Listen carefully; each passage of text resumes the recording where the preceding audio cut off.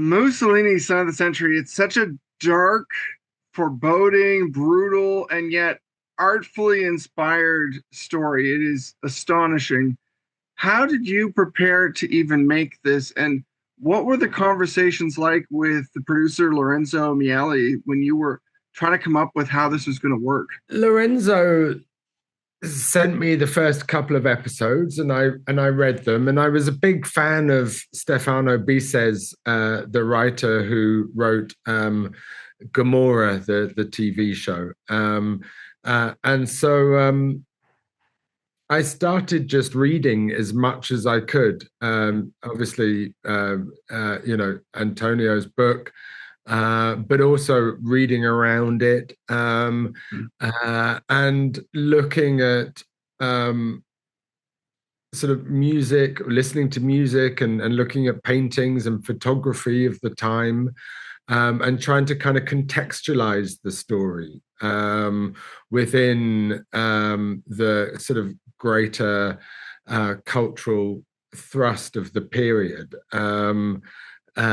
So and then bringing those in, it was looking at the futurist paintings that made me start thinking about techno music, and the idea of working with Tom Rowlands came from that, and just also in Italy, talking to people as much as possible, be they, academics or taxi drivers, just trying to get a sense of how Italy felt about him, and his place in their history.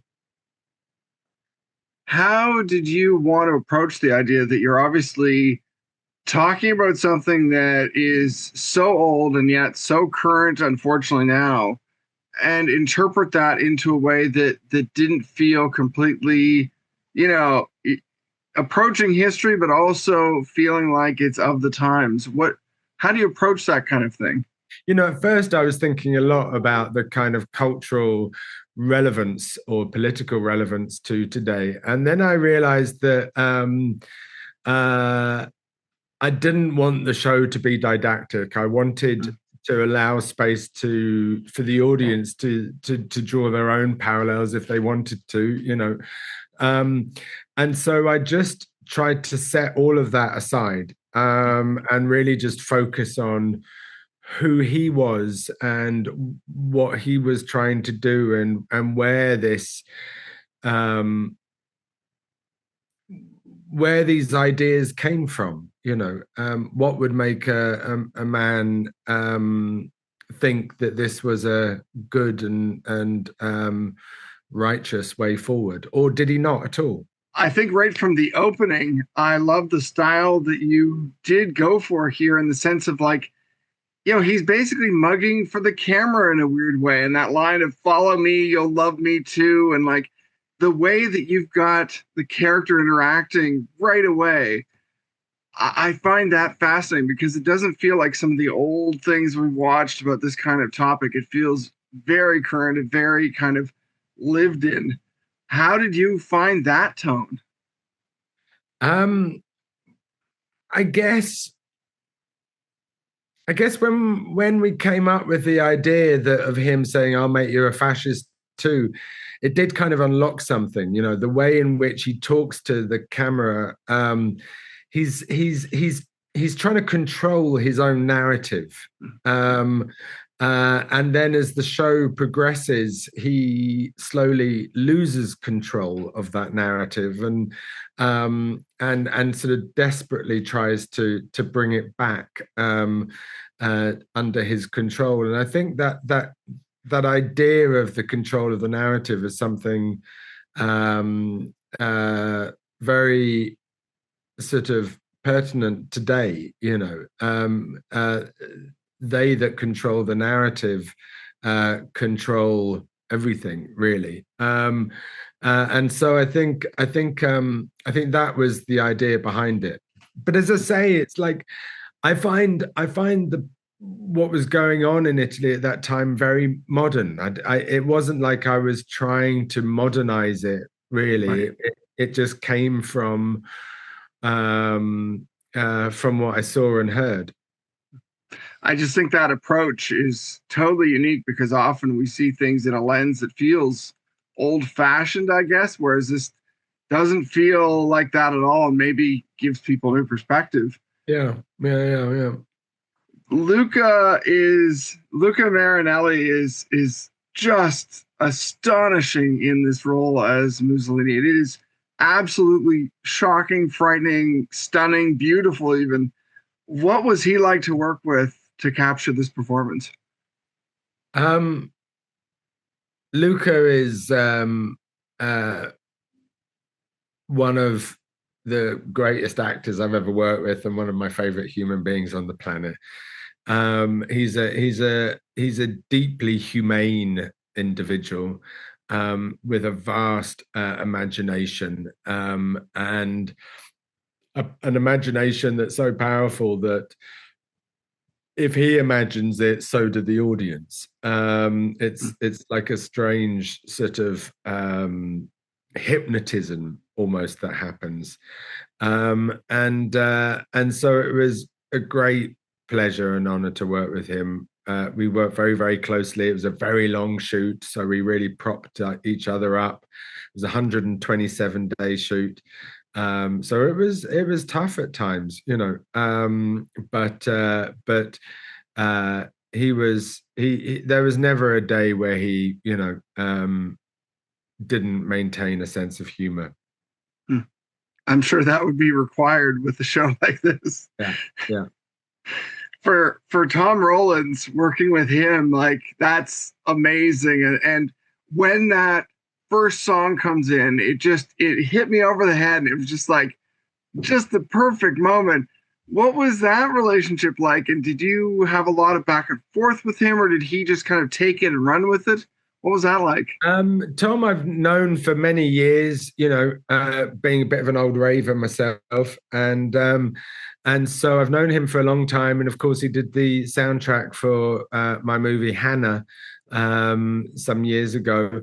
So the way we worked was that right during pre-production, I had Tom start writing kind of themes based on ideas or motifs. And so a lot of those ideas were written before we started shooting. And then I was able to play them on set while we were filming so that everyone would kind of get into the mood and the atmosphere and indeed the tempo or rhythm of the scene.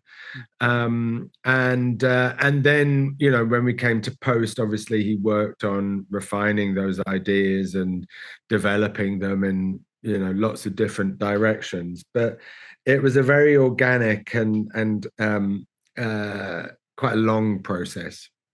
He was involved from the beginning. It's amazing. It's one of those soundtracks I could easily just play just on its own. Good. I think it's available or will be. Amazing.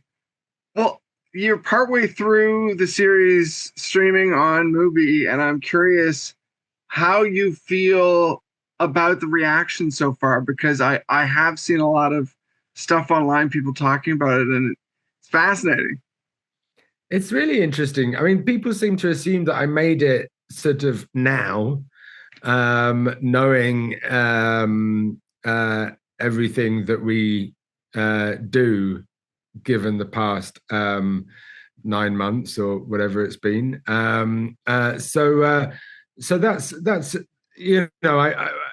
I didn't make it as a direct reaction to current world or American politics. It's very specifically about Italian fascism of the 1920s,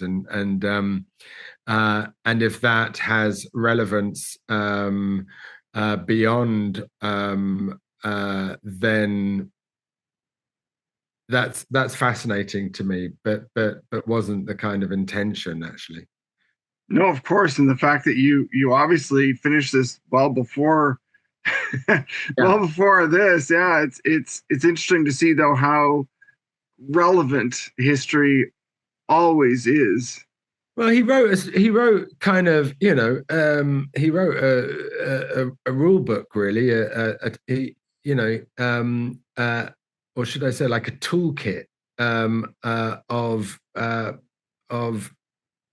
options for amassing that kind of control and power, and people have been, using those tools ever since. Looking at this through Italy and yet the world in the end. Does this make you want to go through more history books for more projects, or where does this leave you now at the end? Are you kind of like, maybe I'll go into something else next? I don't know. I seem to try and make plans of what I'm going to do, and then I don't know. It always ends up that I do something else. So yeah, I think we'll see, But I'm interested in humans and how we try to and so often fail to connect, whatever the context, whether that's a political thing or a historical thing or a romantic thing. This is just unbelievable to watch. It's visceral to an incredible degree. Thank you very much for the time. Thank you very much indeed.